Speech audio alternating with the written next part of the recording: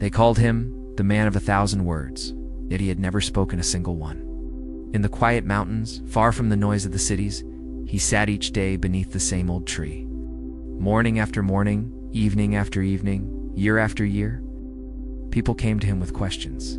They came with pain. They came with hope. And somehow, without uttering a sound, he gave them the answers they were searching for.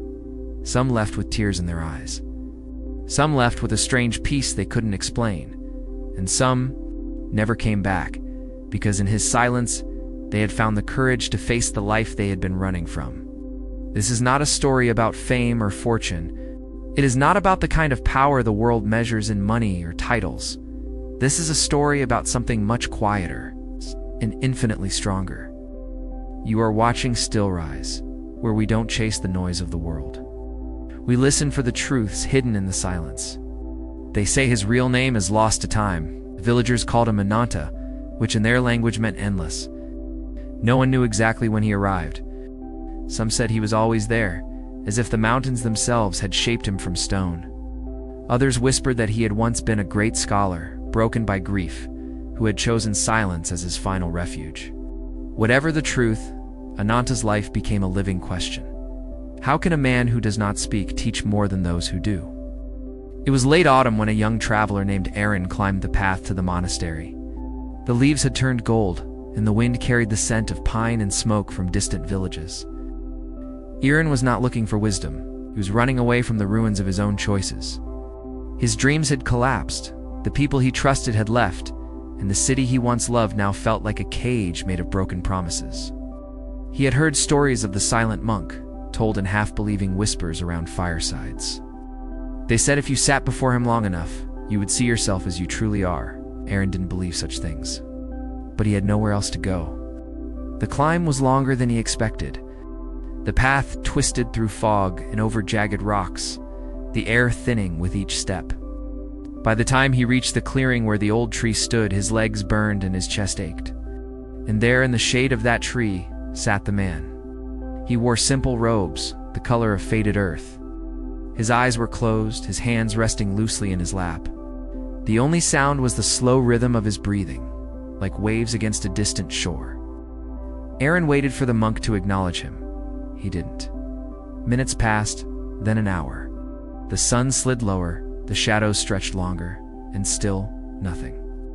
Frustration rose in Aaron's chest. He had climbed for hours, chasing a story that was probably nothing more than a myth.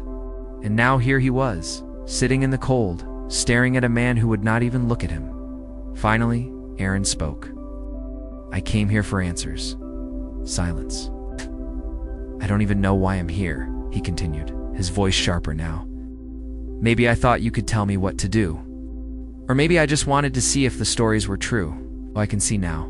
He stopped, because the monk's eyes had opened. They were dark, still, and impossibly steady, the kind of eyes that did not look at you, but through you. For a moment, Aaron forgot what he had been saying. The monk did not speak. He simply reached to the ground, picked up a small stone, and held it out. Confused, Aaron took it. The stone was smooth, rounded by years of water and wind. The monk closed his eyes again. That was it. No wisdom, no magic, just a stone. Aaron almost laughed, but instead he stayed. He didn't know why. Something about the stillness pressed against the noise inside his mind. The questions, the anger, the regrets, they all felt louder here, as if the silence was a mirror reflecting them back at him. The sun set, the air grew cold, and still the monk said nothing. By the second day, Aaron noticed something strange. The mountain no longer felt empty. He could hear the creak of the old tree's branches, the hum of insects, the distant rush of water in a stream far below. Sounds he had always ignored in the city now felt like pieces of a language he was only beginning to understand. In that quiet, the stone in his hand no longer felt meaningless. The third morning on the mountain began with a thin mist curling around the trees. Aaron woke to the sound of soft bells somewhere far away, their tone carried by the wind. The monk was already awake, sitting in the same place as before, his posture unchanged. It was as if the night had never touched him. Aaron had planned to leave. The climb back down would take hours, and he still had no answers. But something about the way the monk sat, unbothered by the cold, unshaken by the passing of time, made Aaron hesitate. There was no rush in him, no trace of the restless impatience that burned inside Aaron like a fever. The stone was still in his pocket. He had almost thrown it away the night before, but now he turned it over in his hand, tracing its smooth surface with his thumb. The monk had given him nothing else. No words, no sign, just this small, ordinary thing. Yet holding it somehow made the silence less heavy. When the sun finally pushed its way through the mist, the monk stood and began to walk slowly toward the forest. Without thinking, Aaron followed. They walked for nearly an hour, winding along narrow trails, stepping over roots and fallen branches until they reached a small stream hidden among the rocks. The water was so clear that the pebbles at the bottom looked like pieces of glass. The monk knelt and cupped his hands, lifting the water to his lips. Then he gestured for Aaron to do the same. The cold hit his mouth like a shock, crisp and pure, tasting of something older than the world he knew. They stayed there a while, listening to the stream's quiet rush. When they returned to the clearing, the monk sat again beneath the tree. Aaron sat opposite him. For a long time, they simply looked at each other. The monk's eyes were not hard, but they were not soft either. They held something in between, a weight that made Aaron want to look away but couldn't. And then, without speaking, the monk pointed to Aaron's chest. Not sharply, but as if indicating something only Aaron could see. Aaron frowned. "What?" he asked, but the monk said nothing. Instead, he closed his eyes once more. That night, Aaron dreamed of the city he had left behind. He saw himself running through crowded streets, chasing something he couldn't name. He saw the faces of people who had once stood beside him, now fading into the distance. And in the dream, he was always speaking, explaining, arguing, pleading, but no one seemed to hear him. His voice was swallowed by the noise, woke with the stone still in his hand. Days began to blend together. The mountain became less a place he had come to visit, and more a place that seemed to hold him in its quiet embrace. He noticed how the air changed before the rain, how the shadows moved across the ground as the hours passed, how each bird's call seemed to belong to a different time of day. And slowly, without him realizing, the questions he had carried began to fade. They weren't answered. They simply didn't feel as urgent anymore. One evening, as the sun dipped behind the peaks, Aaron finally spoke. "I think I understand," he said quietly, though he wasn't sure if he really did. The monk opened his eyes and looked at him for a long moment. Then, for the first time since Aaron had arrived, the monk smiled. It wasn't wide. It wasn't meant to impress. But in that small curve of his lips was a warmth that reached places in Aaron he hadn't felt in years. Then the monk did something that startled him. He lifted a finger to his lips, a gesture of silence, and nodded toward the horizon, where the last light of day was spilling gold across the valley. Aaron followed his gaze. For the first time, he didn't feel the need to speak. The days stretched into weeks, though Aaron no longer counted them. Time on the mountain didn't move in the same way it did in the city. Here, it wasn't divided by alarms or deadlines, but by the rhythm of the sun, the shadows, and the slow turning of the seasons. Every morning, the monk would rise before dawn and, without a word, begin his quiet rituals. Aaron followed at first out of curiosity and later out of something else, a kind of trust he didn't understand. They would fetch water from the stream, sweep the dry leaves from the clearing, gather firewood. No task was hurried. Even the smallest movements were deliberate, as if each one mattered. Aaron noticed that when the monk walked, he never stepped carelessly. His feet found the ground as if they were greeting it. And when he worked, there was no trace of the restless energy Aaron carried inside himself. The need to finish, to get somewhere, to move on to the next thing. The monk's life was not about arriving. It was about being exactly where he was. One cold morning, as frost clung to the edges of the grass, Aaron sat opposite the monk and said, "I used to think silence was empty, like something you had to fill with words, but here, it feels different. It's not empty at all." The monk looked at him for a long moment, then picked up a fallen leaf. He held it between his fingers, turning it so the light caught its veins. Then he let it go. The wind carried it away, spinning slowly until it vanished into the trees. Aaron understood enough to stay quiet. That night, as they sat by a small fire, Aaron spoke again. Not because he wanted an answer, but because the words felt lighter here. I spent my whole life chasing things, he said. People, success, approval. Every time I thought I was close, it slipped away, and the harder I ran, the more I lost. He paused, staring into the flames. Do you think that's why I ended up here? The monk reached into the folds of his robe and pulled out another stone. It was smaller than the first, but rougher edges jagged and uneven. He placed it gently beside the smooth one Aaron had carried since the day they met. Then he pushed them both toward him. Aaron looked from one to the other. He didn't need the monk to explain. The smooth stone was what he had been chasing. Polished, perfect, untouchable. The rough stone. That was what he had been running from. His own flaws, his mistakes, the parts of himself that weren't easy to hold. For a long time he sat there, staring at them both. Then, without thinking, he closed his hand around the rough stone. The monk watched him, his expression unreadable. Then he did something Aaron didn't expect. He reached across the fire and with one slow movement, placed his hand over Aaron's. The weight of it was steady, grounding. In that moment, Aaron realized something he had never considered before. That the silence the monk carried was in tea, the absence of speech. It was the presence of something deeper. A stillness that could hold pain without pushing it away. When the monk withdrew his hand, he nodded once as if to say, "You understand more than you think."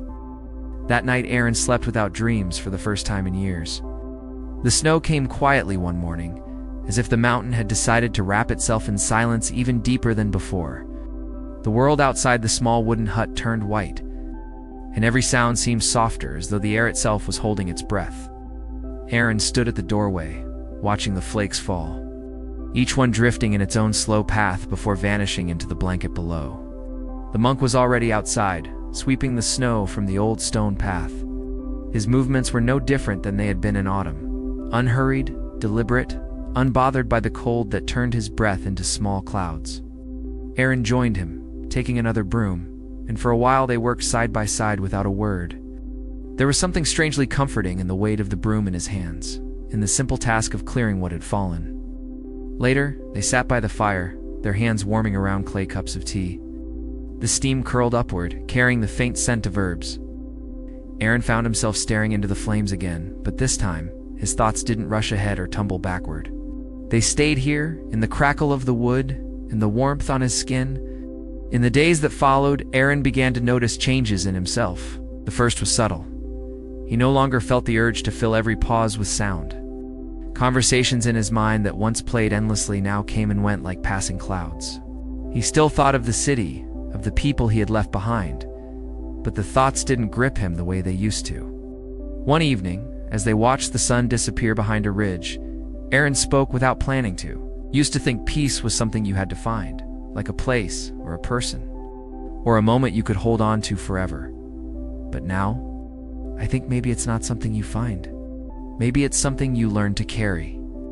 The monk turned his head, his eyes meeting Aaron's for a brief, steady moment. Then, slowly, he reached down and drew a circle in the snow with his finger. He tapped the center once, then left it there, open and untouched. Aaron watched, understanding slowly forming like the snowflakes settling around them. Peace wasn't somewhere far away. It was here, in the middle of everything, if you could just stop long enough to see it. That night, Aaron sat awake long after the monk had gone to sleep. The rough stone and the smooth one rested beside each other on the small wooden table. He picked them up, one in each hand, feeling their differences, their weight, their shapes. And for the first time, he didn't think of one as better than the other. It was then he realized that the monk had been speaking all along. Not with his mouth, but with everything else. His hands, his steps, his eyes, his stillness. Words could tell you something, but silence could show you. When he finally lay down to sleep, the mountain seemed to breathe with him. It was near the end of winter when the first outsider came to the mountain since Aaron had arrived. Snow was still heavy on the ground. But the air had begun to carry the faintest hint of change, a promise that spring was somewhere beyond the cold. Aaron had been gathering firewood near the edge of the forest when he heard the sound of hurried footsteps crunching through the snow. A young woman emerged from the path, her breath ragged, her eyes wide with urgency. She saw him and spoke quickly, almost tripping over her own words. "The river below, it's risen. The village bridge is gone. My brother, he's on the other side. I don't know if he's..." Her voice broke. Without hesitation, Aaron led her toward the clearing where the monk sat. She dropped to her knees in front of him, explaining between gasps what had happened, pleading for help. Aaron expected the monk to rise immediately, to take action. But instead he simply looked at her, calm, steady, silent. The woman's desperation turned to frustration. "Do you understand? He could die? We have to do something." Her words fell into the quiet like stones into deep water. The monk didn't move. Aaron felt a rush of old anger rise in his chest. This was just like the first day he'd arrived, someone in pain, and the monk doing nothing. But before the anger could take root, something in him shifted. He looked at the monk's face and saw not indifference, but stillness. A stillness that was waiting, not refusing. In that moment, Aaron understood. Action born from panic was not the same as action born from clarity. He turned to the woman. "Show me the way," he said. They moved quickly down the trail, his steps sure and steady despite the icy ground. At the riverbank, he saw the water surging violently, swollen from the melted snow. On the far side, a boy clung to the remains of a broken tree, his hands white from gripping the bark. The current was too strong to cross directly. Aaron scanned the banks, remembering the paths he had walked with the monk. Upstream, the river narrowed and bent sharply, creating a shallow point near the rocks. It wasn't safe, but it was possible. "Wait here," he told her, and without another word. He moved upstream, keeping low, feeling for solid ground with each step. When he reached the narrow bend, he entered the water slowly, letting his body adjust to the biting cold. Each step was deliberate, his mind calm in a way it had never been before. When he reached the boy, he didn't shout or rush. He simply extended his hand, locking eyes with him, letting the boy see the steadiness there. Slowly, the boy released the tree and stepped toward him. Together, they moved back through the current, each step a measured choice, until they reached the shore. The woman cried out and ran to her brother, pulling him into her arms. Aaron stood a few steps away, breathing hard, the cold biting through his clothes. But inside, there was no panic, no noise, only a quiet that felt like the mountain itself had settled into him. When they returned to the clearing, the monk looked at him for a long moment. Then, for the first time, he placed his hands together and bowed his head. It was a small gesture, but Aaron felt its weight. The monk didn't need to speak. The bow said everything.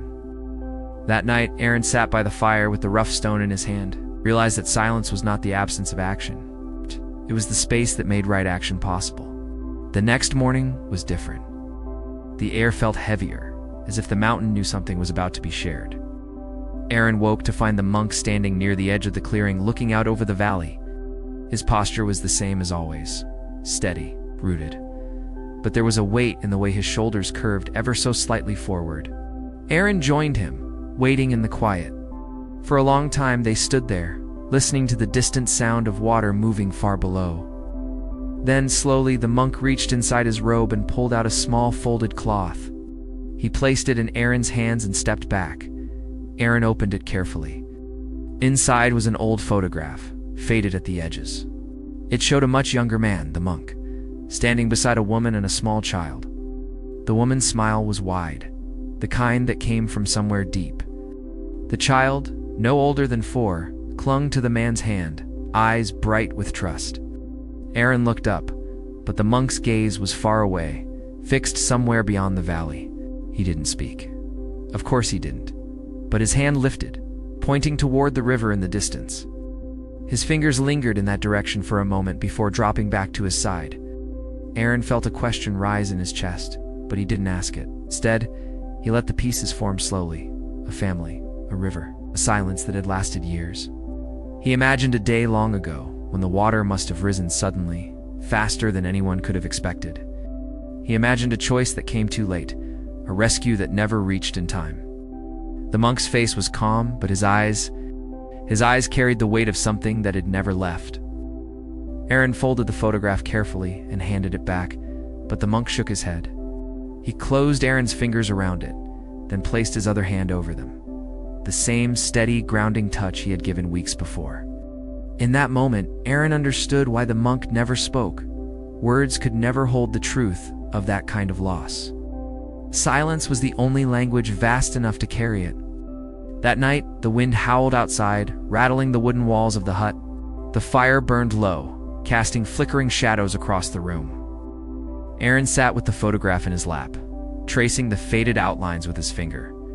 For the first time since he had come to the mountain, he felt the monk's silence not as a mystery, but as a gift. A space where grief and peace could live side by side. When he finally looked up, the monk was watching him from across the fire. And in his eyes, Aaron saw something he hadn't before. Trust.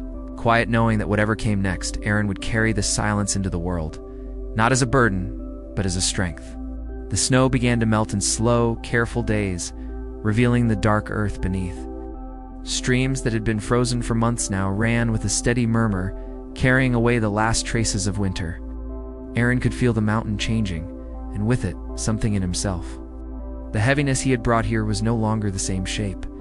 It didn't disappear. Nothing ever truly did, but it rested differently inside him now, like a stone that had settled at the bottom of clear water. One morning, as the mist thinned and the first signs of green broke through the ground, Aaron knew without being told that it was almost time to leave. He had not planned it, had not even thought of returning to the city for months, but the feeling was there, a quiet certainty. The same kind of knowing that had once told him to climb this mountain in the first place. The monk seemed to know as well.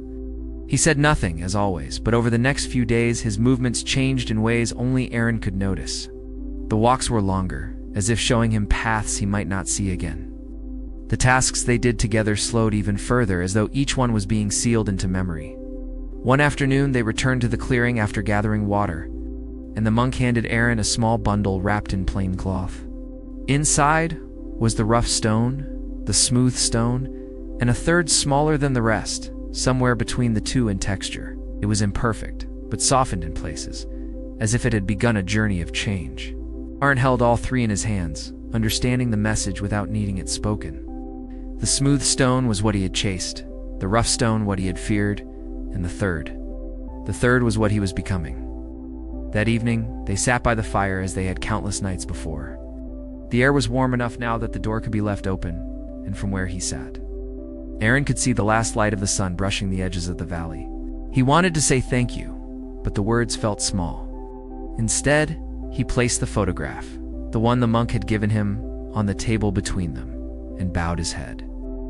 The monk watched him for a long moment, then reached forward and slid the photograph back toward Aaron. His eyes were calm, but there was a depth in them that made Aaron's throat tighten. He understood the monk was not asking him to carry the picture as a memory, but as a promise. That night, the silence felt heavier, but not with sadness. It was the weight of something full, something complete. When morning came, Aaron stood at the edge of the clearing, his pack light on his shoulders.